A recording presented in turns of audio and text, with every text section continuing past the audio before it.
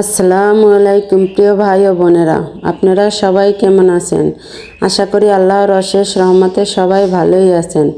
আলহামদুলিল্লাহ, আমিও আল্লাহর অশেষ রহমতে ভালোই আছি। আজকে আমি মুরগির কলিজা দিয়ে সিঙ্গারা বানাবো। এর জন্য এখানে পরিমাণ মতো ময়দা নিয়েছি। আপনারা চাইলে আটা দিয়েও বানাতে পারেন। আমি আজকে ময়দা নিয়েছি। এখন ময়দার সাথে একে একে সমস্ত উপকরণ মিশিয়ে নেব।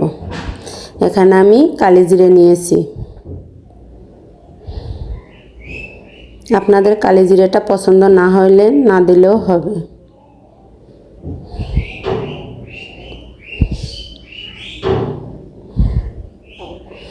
তারপর আমি এর সাথে একটু খাবার সোডা নিয়েছি। এখন ভালো করে মিশিয়ে নেব। তারপর এখানে আমি ঘি দিব। 1 চামচ পরিমাণ ঘি নিয়েছি। আপনারা চাইলে ঘিটা স্কিপও করতে পারেন, শুধু তেল দিয়েও ময়াম দিতে পারেন। আমি একটু ঘি দিলাম।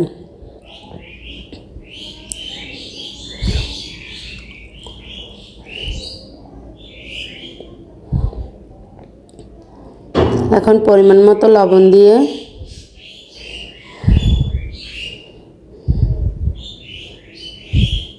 ভালো করে মিশিয়ে নেব।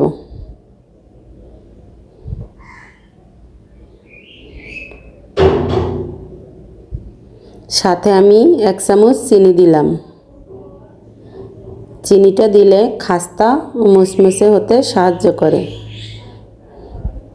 এখন আমি সাদা তেল দিয়ে দিলাম, রান্নার তেল। এখন আমি এটা ভালো করে মিশিয়ে নেব।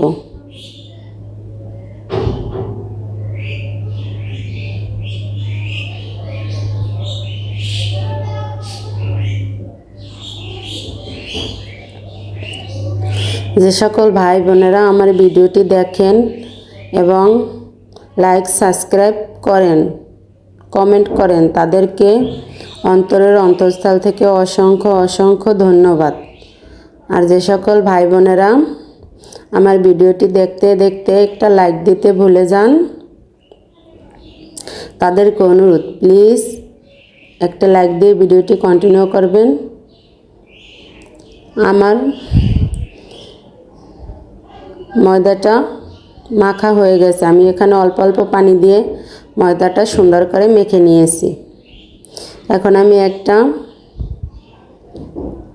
কাগজ দিয়ে ঢেকে রাখবো। এখন আমি সিঙ্গারার পুরটা রান্না করব। এজন্য এখানে আমি মুরগির কলিজাগুলো একটু ছোট ছোট টুকরো করে নিয়েছি, সুন্দর করে ধুয়ে পরিষ্কার করে নিয়েছি।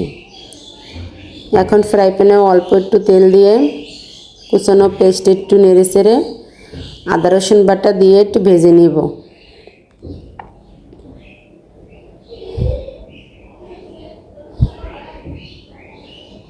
এখন এর সাথে বাকি সব মশলা অ্যাড করব।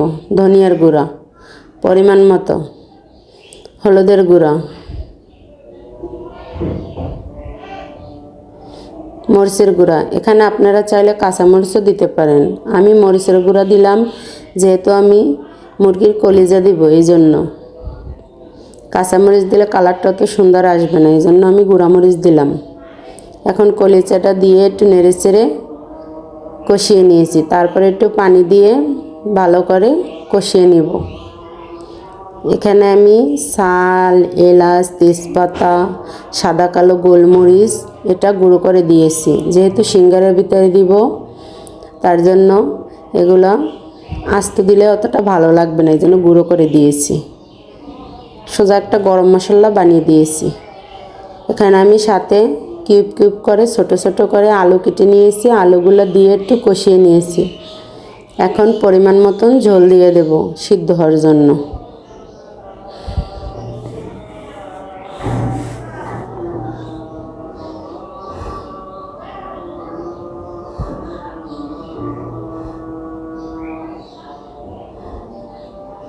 আপনারা চাইলে এখানে শুধু আলুও দিতে পারেন। তারপরে এর সাথে আমি বাকি আরেকটু গরম মশলা দিয়ে দিব। আর এখানে আমি একটু টেস্টিং সল্ট দিয়ে দেব। টেস্টিং সল্টটা অপশনাল, আপনারা চাইলে দিতে পারেন, না চাইলে দরকার নেই, যাদের পছন্দ না। আমি দিয়েছি, এটা দিলে একটু স্বাদটা বেড়ে যাবে।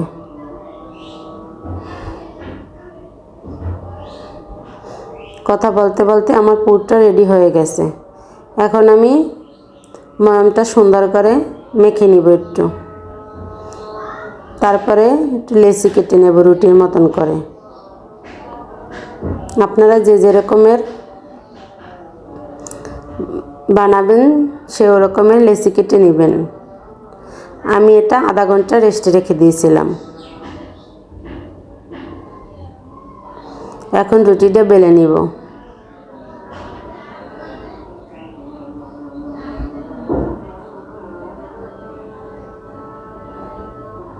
আজকে সিঙ্গারা বানালাম বোনের ছেলের আবদারে, তাই আমার বোন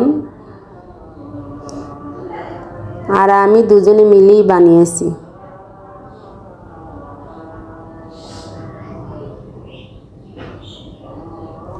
এখন সিঙ্গারাটা রুটিটা এভাবে চারটা ভাগ করে দুই মাথা বন্ধ করে, তারপরে আবার এদিক দিয়ে দুই মাথা বন্ধ করে দিলেই, এভাবে যেভাবে ভাঁজটা দিলাম এভাবে দিলেই, এই সিঙ্গারাটা আমার বোন বানাচ্ছে, কারণ আমারটা ভিডিওতে রেকর্ড করা হয় নাই। আমি আগে একবার ভেজে নিয়েছি,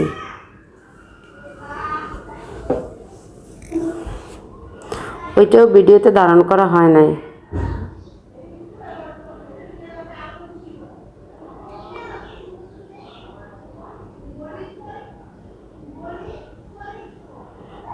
ওইটা ভাজতে ভাজতে বাচ্চারা খেয়েই ফেলেছে। এখন আমি এই সিঙ্গারাগুলো ভেজে নিব। এখানে আমি মিডিয়াম আছে সিঙ্গারাগুলো আস্তে করে উল্টে পাল্টে ভেজে নিব।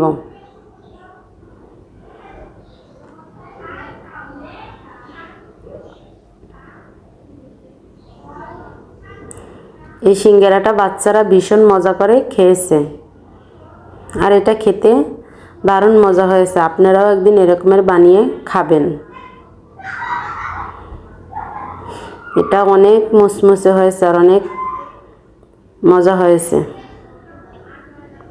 আমি এভাবে সিঙ্গারাগুলো উল্টে পাল্টে ভেজে নিব। আমার চ্যানেলে যে সকল নতুন বন্ধুরা আছেন তাদেরকে অনুরোধ, প্লিজ একটা লাইক দিয়ে কমেন্ট করে জানিয়ে যাবেন যে আমার সিঙ্গারাটা কীরকমের হয়েছে। আর যদি আমার ভিডিওটা আপনাদের কাছে ভালো লাগে তাহলে চাইলেই সাবস্ক্রাইব করে পাশে থেকে যেতে পারেন। আমার এই সিঙ্গারাগুলো ভাজা হয়ে গেছে, এখন আমি সিঙ্গারাগুলো নামিয়ে নেব। আমি আপনাদেরকে একটা সিঙ্গারা ভেঙে দেখিয়ে দেব। দেখুন এটার কালারটা কত সুন্দর হয়েছে এবং মুসমুসে ও খাস্তা হয়েছে। এটা খেতে দারুণ মজা হয়েছে। আবার দেখা হবে নতুন আর একটা রান্নার ভিডিও নিয়ে। ততক্ষণ সবাই সুস্থ থাকুন, ভালো থাকুন। সকলের জন্য দোয়া ও ভালোবাসা রেখে আজকের মতন আল্লাহ হাফেজ। আসসালামু আলাইকুম।